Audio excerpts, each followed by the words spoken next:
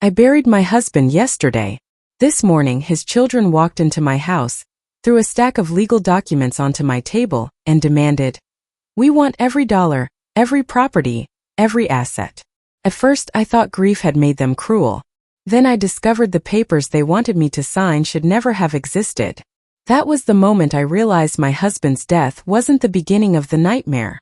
It was only the final move in a plan that had been unfolding for years. Stay until the end because every twist changes everything you think you know.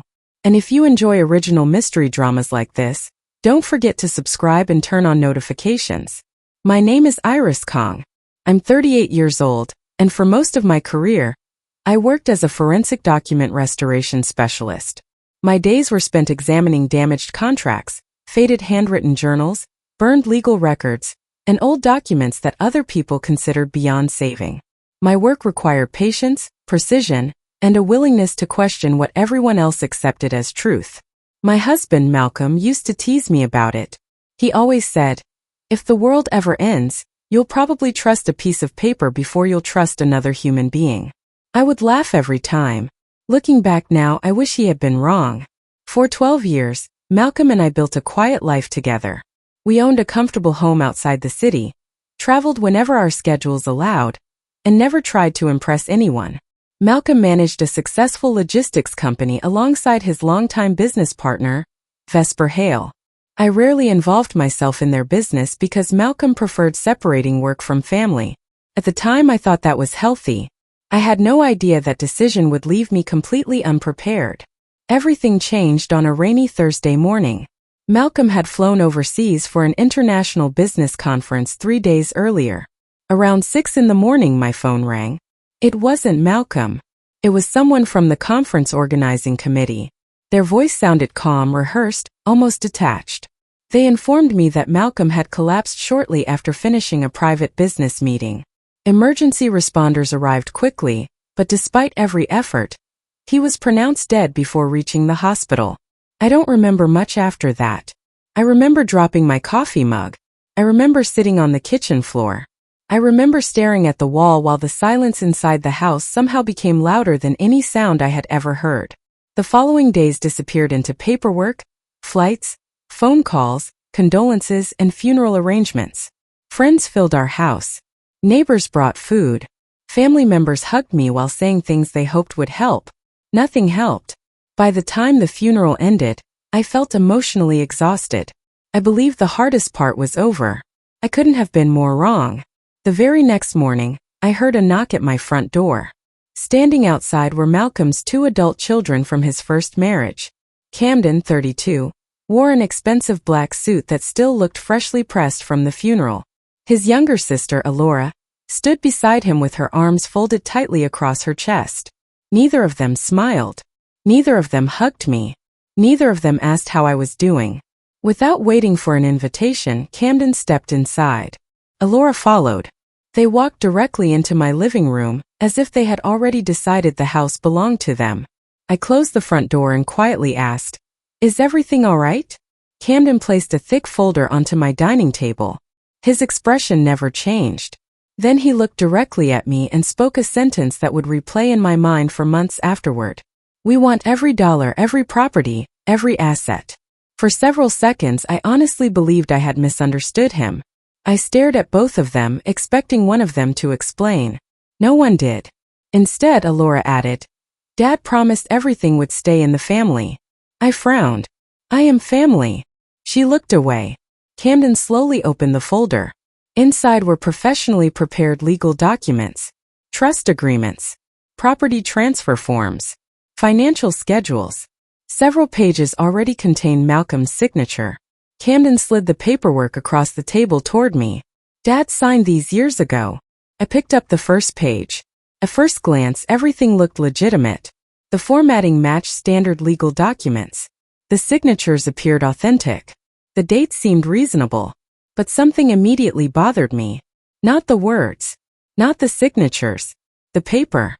Years of restoration work had trained my eyes to notice details most people ignored. The texture felt unusually crisp. The aging looked artificial. The ink appeared older than the paper itself. That shouldn't happen. I continued flipping through the pages without saying a word. Camden mistook my silence for surrender. "You can make this easy," he said. "Just cooperate." Before I could answer, another voice came from the hallway. "Iris, I'm so sorry for your loss." Vesper Hale entered carrying a bouquet of white lilies. Perfect timing. Perfect suit. Perfect sympathy. He placed the flowers gently on the kitchen counter before walking toward us. His expression carried exactly the amount of sadness people expected to see. Not too much. Not too little. Just enough. "I heard Camden and Elora wanted to discuss Malcolm's wishes," Vesper said softly. I looked at him. "I didn't know you were coming." He smiled politely. "I've been helping the family organize Malcolm's unfinished business." Something about the way he emphasized the word helping made my stomach tighten. Vesper glanced at the paperwork in front of me. "I know this must be overwhelming," he continued. "Sometimes the kindest thing we can do is avoid long legal battles. Malcolm wouldn't have wanted unnecessary conflict." The sentence sounded reasonable. Almost comforting. Almost. Then he added something that instantly caught my attention. "If you sign the transfer forms today, everyone can begin healing." Signed today. Malcolm had been buried less than 24 hours earlier. No responsible advisor would rush a widow into signing inheritance documents that quickly. I carefully stacked every page back into a neat pile. "I'll have my attorney review everything." For the first time, Vesper's smile faded.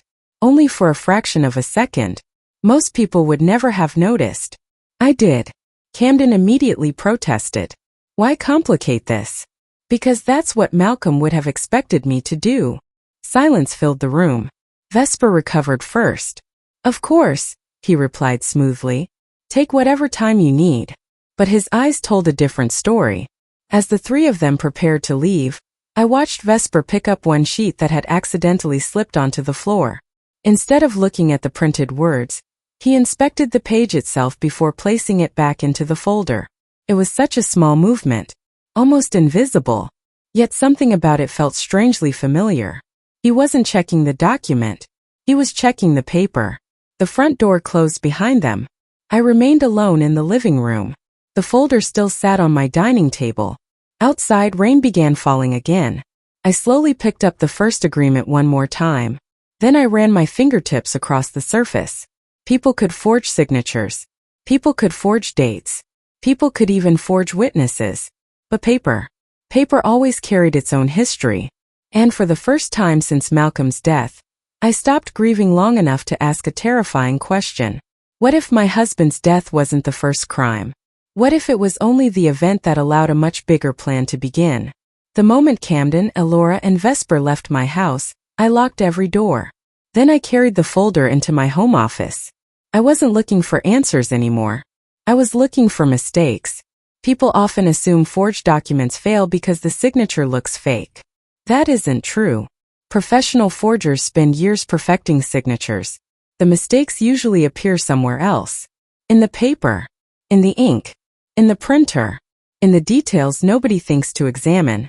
I carefully placed every page inside protective sleeves before loading them into my portable document scanner. I photographed each sheet under normal lighting first, then ultraviolet light, then infrared. Finally, I examined the paper fibers under magnification. After almost 3 hours, my first concern became certainty. The paper wasn't as old as the document claimed. I leaned back in my chair. No. I checked again. Then again. The watermark embedded inside the paper identified the manufacturer. Several years earlier, that company had switched to a different production process, leaving a microscopic identification pattern invisible to the naked eye. These pages contained the newer pattern. Yet according to the printed dates, Malcolm had supposedly signed them almost 4 years ago. That was impossible. Someone had created an old agreement using paper that didn't even exist at the time. I photographed every finding and saved multiple backups. Then I noticed something else. Every page showed tiny roller marks near the lower edge. To most people, they looked like random imperfections. To me, they looked identical. Each page had passed through the same printer. I overlaid the scans digitally. The roller defects lined up perfectly. Not almost. Perfectly. That meant documents supposedly created years apart had all been printed using one machine, one printer, one location. Someone had manufactured history. The next morning, I scheduled a meeting with Malcolm's longtime attorney, Leonard Sloan. Leonard had represented Malcolm for more than 15 years. If anyone knew the truth behind Malcolm's legal affairs, it would be him. His office occupied the top floor of a quiet brick building downtown. When I arrived, Leonard stood to greet me. His face immediately softened. "Iris, I'm deeply sorry. Thank you." I placed the folder on his desk. "I need you to tell me if you've ever seen these." He adjusted his glasses and slowly opened the first document. Within seconds, confusion crossed his face. "I prepared something similar years ago," he said carefully. "But not this version." "What do you mean?" Leonard unlocked a fireproof cabinet behind his desk. He searched through several archive boxes before stopping abruptly. His expression changed. He searched again, then a third time. Finally, he turned toward me. "They're gone." "What?" "The originals." He checked another cabinet. Nothing. A third. Still nothing. "The files should be here." My heartbeat accelerated. Could someone have removed them? Leonard hesitated. "Only 3 people have authorized access." "Who?" "Myself, my senior records manager." He stopped speaking. "And Vesper Hale." The room suddenly felt much smaller. Why would Vesper have access? Leonard sighed. Malcolm gave him limited authorization years ago for business transactions. Limited? Yes. Leonard looked back toward the empty cabinet. Not enough to remove entire files. He immediately called his records manager. She sounded shocked. She insisted the archive had been complete only 2 weeks earlier. Leonard then requested security footage. A few minutes later, his assistant returned with another problem. "The recordings are missing." Leonard frowned. "What do you mean missing?" "The server shows they were manually deleted." "When?" 3 nights before Malcolm died. Neither of us spoke. Someone hadn't simply forged documents. Someone had erased the originals. Someone had erased the cameras. Someone knew exactly which evidence needed to disappear. Leonard quietly closed the cabinet. "Iris, this isn't about inheritance anymore." He nodded. "No, it's about fraud." Before leaving his office, Leonard promised to notify the authorities. But I wasn't ready to involve investigators yet. Not without stronger evidence. If someone had planned this carefully, I needed to understand how large the operation really was. Over the following week, I began reviewing Malcolm's personal records, tax returns, property purchases, insurance files, business correspondence. Most of it appeared completely ordinary, until I found something unusual. Every few months, Malcolm had withdrawn relatively small amounts of cash. Not enough to trigger attention. Not enough to seem suspicious. Always the same amount. Always withdrawn on Fridays. There were no notes explaining why. I checked his calendar. Those Fridays matched recurring lunch meetings. The guest name was always the same. B. Hale. Every single month. I wondered if Malcolm had discovered something, or if he had been quietly paying someone. I still didn't know. Days later, another unexpected detail caught my attention. While leaving a grocery store near my neighborhood, I noticed a familiar black sedan parked across the street. Vesper stepped out. He wasn't alone. Camden exited from the passenger side. A few seconds later, Alora joined them from another vehicle. The 3 of them walked into a private office building together. I stayed inside my car. Nearly 2 hours passed. When they finally emerged, Camden looked frustrated. Alora appeared anxious. Vesper remained perfectly calm. He handed each of them a sealed envelope before everyone drove away separately. Families don't usually hold inheritance meetings in anonymous office buildings. Especially not without lawyers. Especially not without the widow. That evening I replayed the scene repeatedly in my head. Then another memory surfaced. At my house, Camden hadn't argued like someone grieving his father. He had spoken like someone repeating prepared instructions. Even his exact wording now sounded rehearsed. "We want every dollar, every property, every asset." Not Dad wanted. Not we believe. Not even the estate belongs to us. It sounded memorized, almost scripted.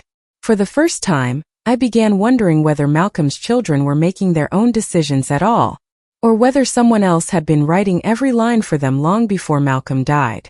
That was true. Then I wasn't fighting a broken family. I was fighting someone directing the family from the shadows. For nearly 2 weeks I barely slept. Every answer I uncovered created 2 more questions.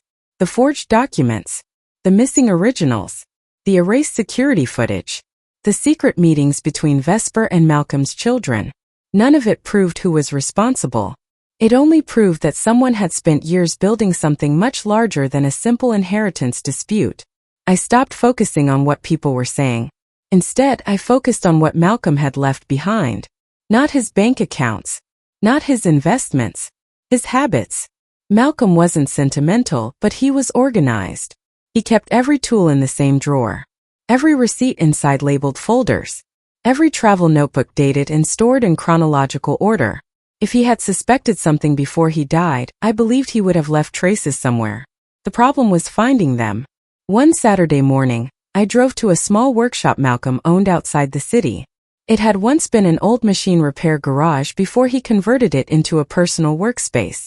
Whenever life became stressful, he disappeared there for hours, sometimes entire weekends. I hadn't visited since his funeral. Unlocking the door felt strangely difficult.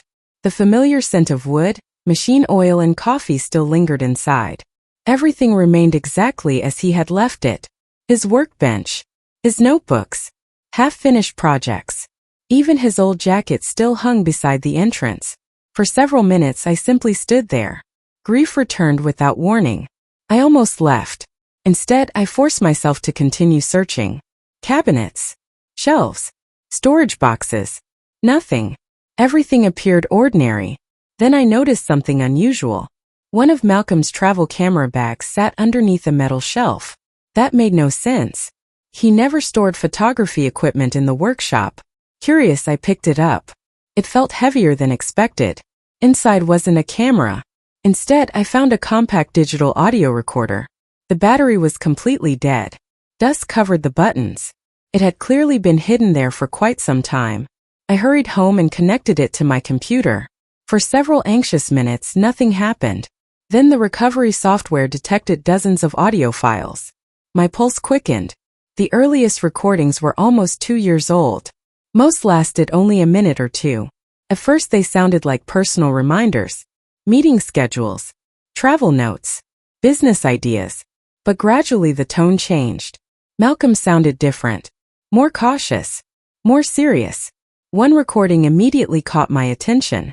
The file name wasn't a date. Simply read, "If anything happens." I clicked play. Several seconds of silence passed. Then Malcolm spoke. "Iris, if you're hearing this, something probably happened before I could explain everything myself." I stopped breathing. I hope I'm wrong. I truly hope I'm just being paranoid. But if I'm not, don't trust Vesper. My eyes filled with tears. Malcolm continued. "I've been tracking unexplained losses inside the company for over a year. It's not accounting mistakes. It's not market conditions. It's theft. He created shell vendors that don't actually exist. He approved invoices for services nobody performed. He moved money through companies that disappear 6 months later. I confronted him once. He smiled. He denied everything. But after that meeting, things changed. I started noticing documents inside our company archives being quietly replaced. I've made copies whenever I could. If I disappear before exposing him, don't stop looking." The recording ended. I sat frozen. For months after Malcolm's death, I had blamed myself for not seeing warning signs. Now I realized Malcolm had been protecting me by keeping me away. I opened another recording. This one had been made only 6 weeks before he died. I made another mistake today. I underestimated how far Vesper would go. I also underestimated how much influence he has.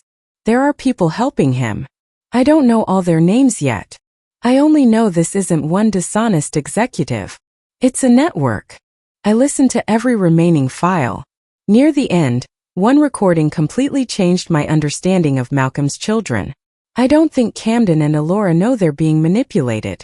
They're angry with me. They believe I've been hiding money. Someone keeps feeding them false information. I tried explaining. They wouldn't listen. They trust Vesper more than they trust me. That sentence hurt more than anything else. Until then, I believed Camden and Elora had become greedy after Malcolm died. Instead, someone had spent years poisoning their relationship with their own father. The inheritance demand wasn't spontaneous. It had been carefully prepared. One lie at a time. One conversation at a time. One false promise at a time. I wiped away my tears and continued searching the recorder. Near the bottom of the file list, I found another surprise. Several recordings captured conversations rather than voice notes. Apparently Malcolm had accidentally, or intentionally, left the recorder running during meetings. The audio quality wasn't perfect. Voices faded in and out. Most of the discussions were harmless. Business negotiations, shipping contracts, office planning. Then one recording made me sit upright. Vesper's voice. Calm. Confident. If they believe you're cutting them out, they'll never question anything else. Malcolm answered immediately. I'm not lying to my children. You don't have to, Vesper replied. I'll handle that part. The recording suddenly ended. I replayed it 5 times. There was no context. No explanation. Only those few sentences. They weren't enough to prove fraud in court. But they revealed something far more important. Vesper hadn't simply taken advantage of Malcolm's children after his death. He had been influencing them while Malcolm was still alive. For how long? Months? Years? I didn't know. Later that afternoon, I copied every recovered audio file onto 3 encrypted drives. One remained with me. One went into a bank safety deposit box. The third I delivered to Leonard Sloan. He listened silently.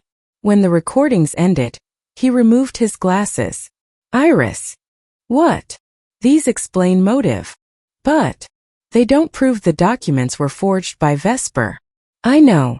We still need physical evidence. I nodded. Without evidence connecting Vesper to the forged paperwork, everything remained circumstantial.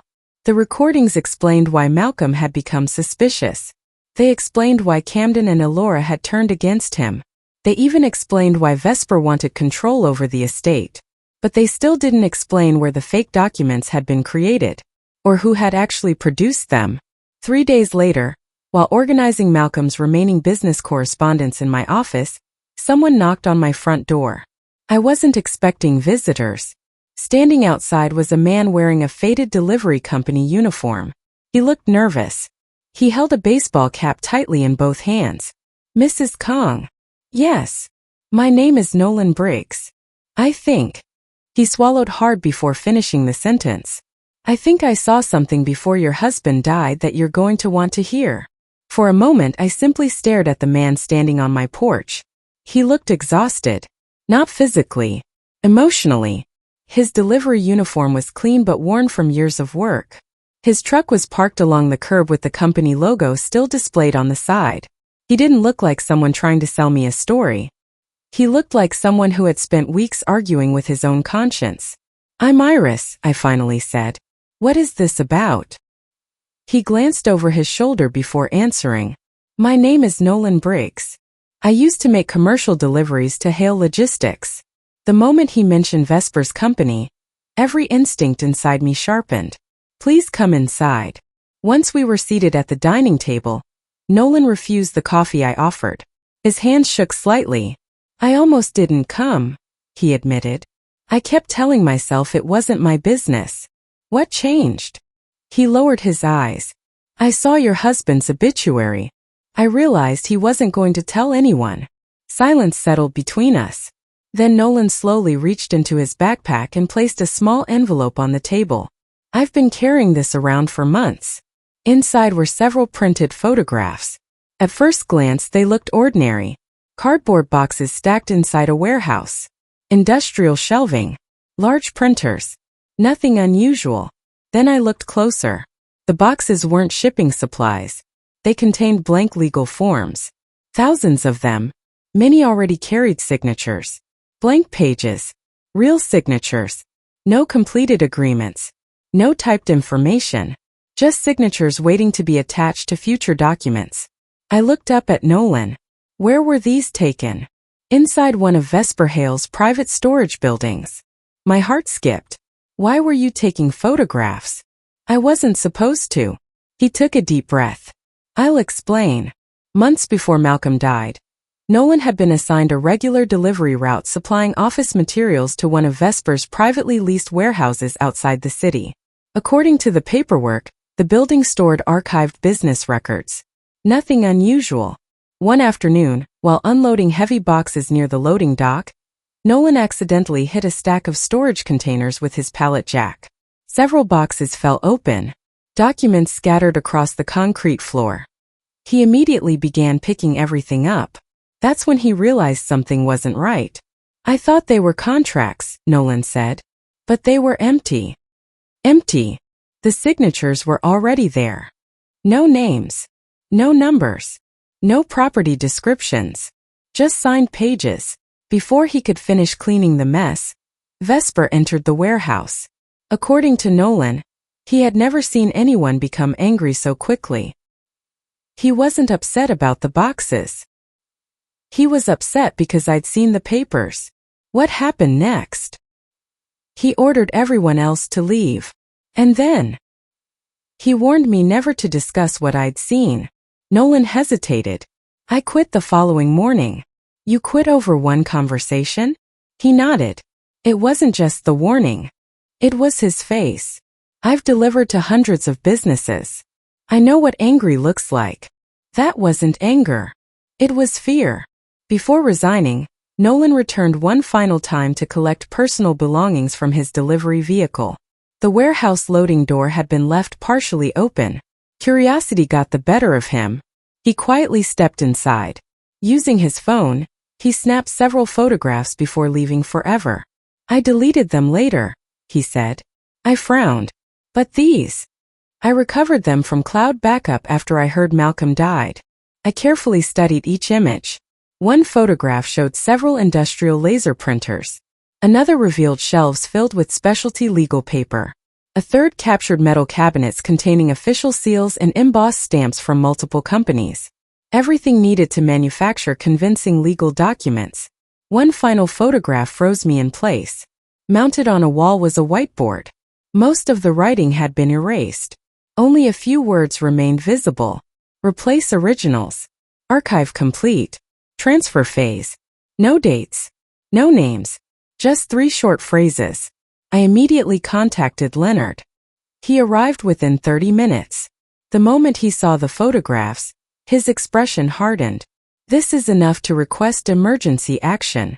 Within hours, Leonard submitted the evidence to state investigators. The following morning, a judge approved multiple search warrants.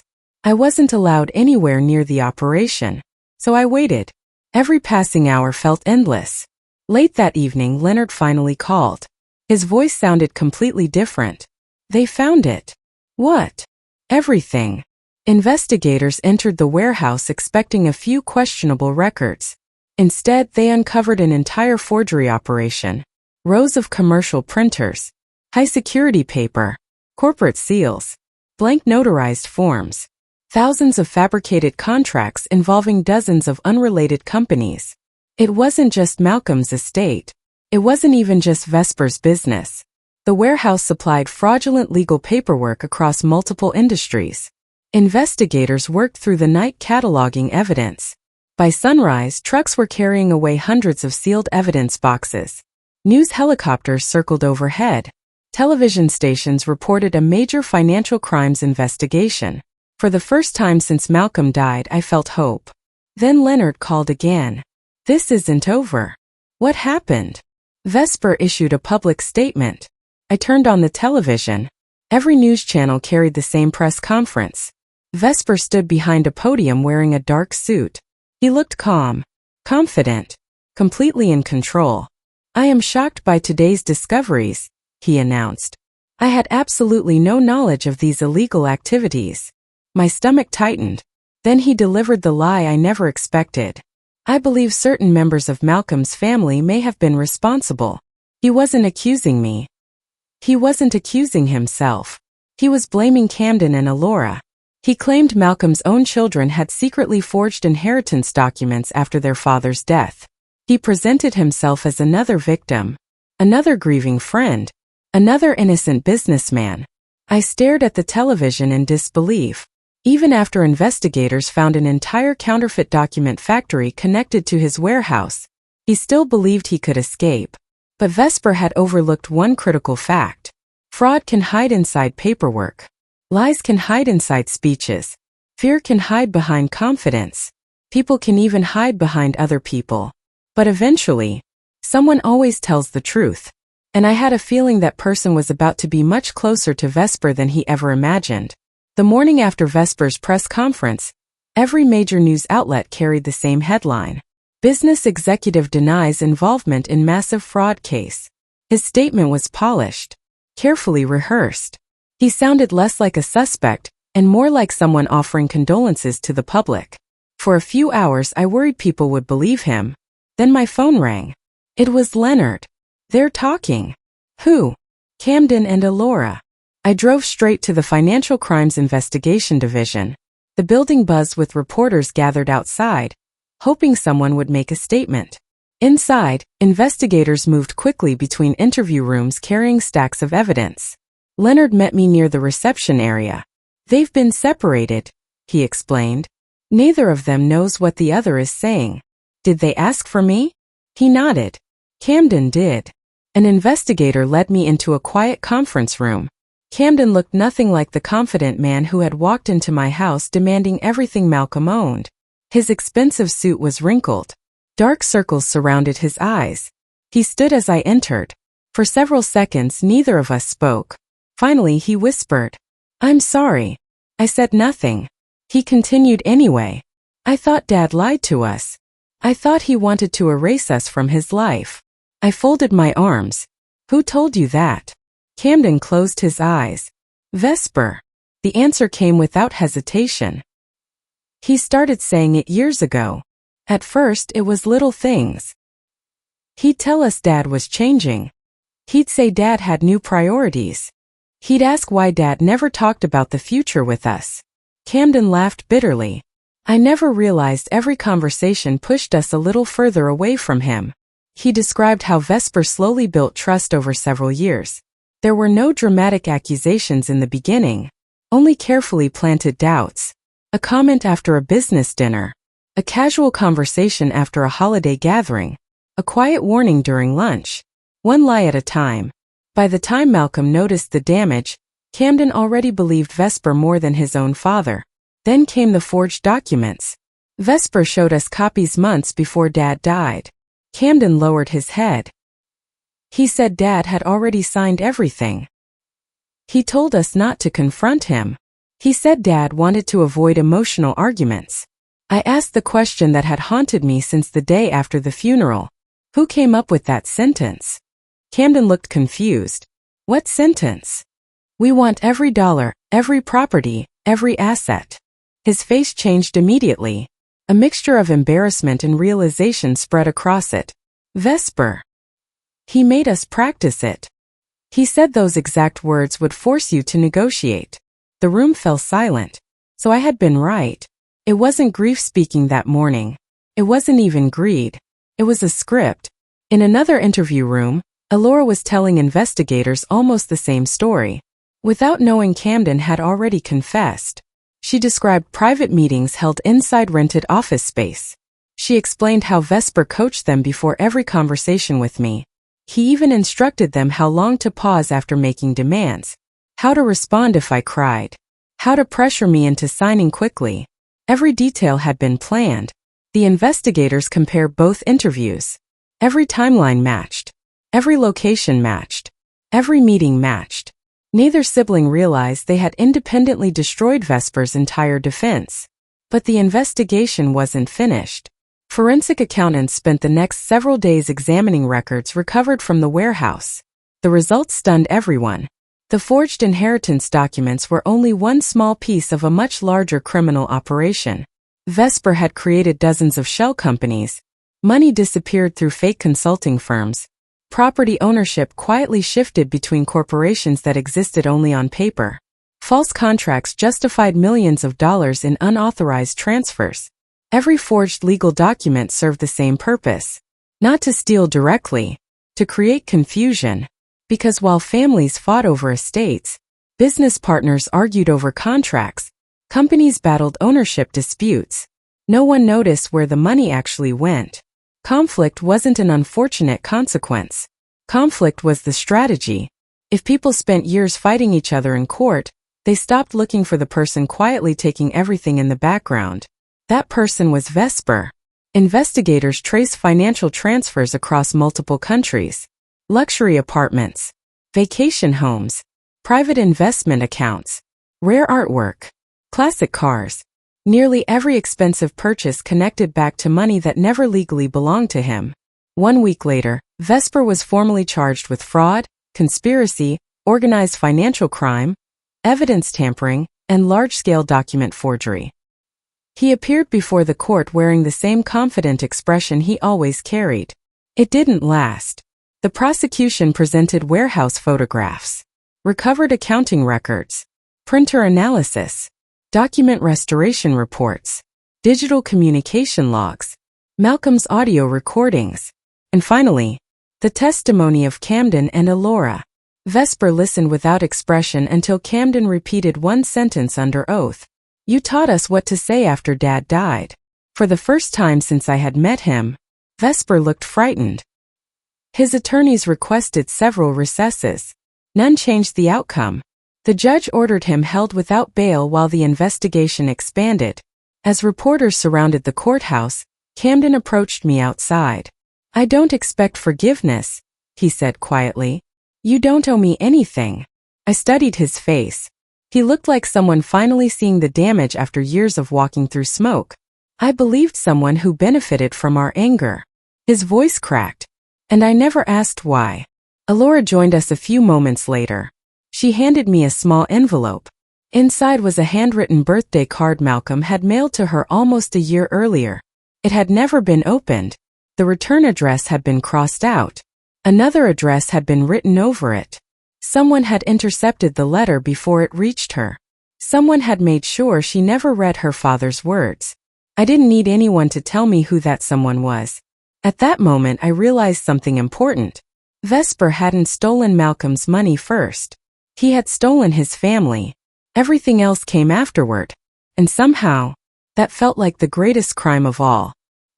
Part 6 What my husband actually wanted. 3 months after Vesper's arrest, life finally became quiet. Not normal. I wasn't sure life would ever feel normal again. But the constant phone calls stopped. The reporters disappeared. The court hearings became less frequent. For the first time since Malcolm's death, I woke up one morning without immediately thinking about legal documents. Instead, I opened the windows, made coffee, sat on the back porch.